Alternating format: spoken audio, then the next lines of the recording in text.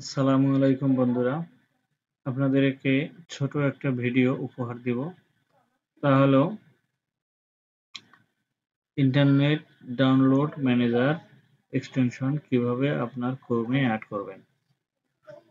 তো বন্ধুরা, আপনারা আপনাদের ক্রোম ব্রাউজারটি ওপেন করবেন। ওপেন করার পরে সার্চ বারে লিখবেন আইডিএম লেখার পরে এন্টারে ক্লিক করবেন।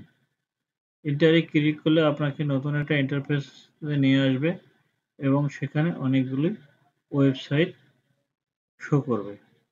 আপনারা এগুলাতে কোনোটাতেই ক্লিক করবেন না।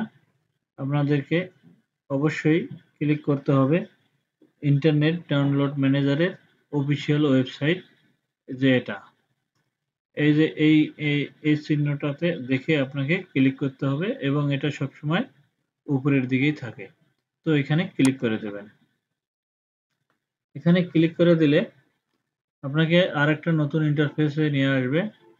এখানে আপনারা দেখবেন এই এক্সটেনশনটি ক্রোমে 20 বছর থেকেই ব্যবহৃত হচ্ছে।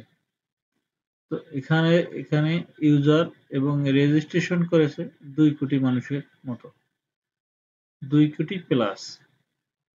তো এখানে আরেকটা বিষয় লক্ষণীয়, সেটা হলো এটা বাই মানে কিনতেও পারবেন, আবার ফ্রিও ব্যবহার করতে পারবেন। তো নিচে একটা জিনিস আরেকটা দেখা যাচ্ছে, সেটা হলো try IDM 30 days free trial. তো আমরা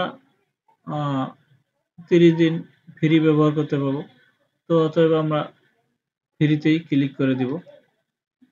আর আপনারা যদি পেইড কিনতে চান তাহলে বাই নাও এ ক্লিক করবেন। ক্লিক করার পরে আর একটা নতুন ইন্টারফেসে নিয়ে আসবে। সেটা হলো এরকম একটা ইন্টারফেস আসবে, try internet download manager for free.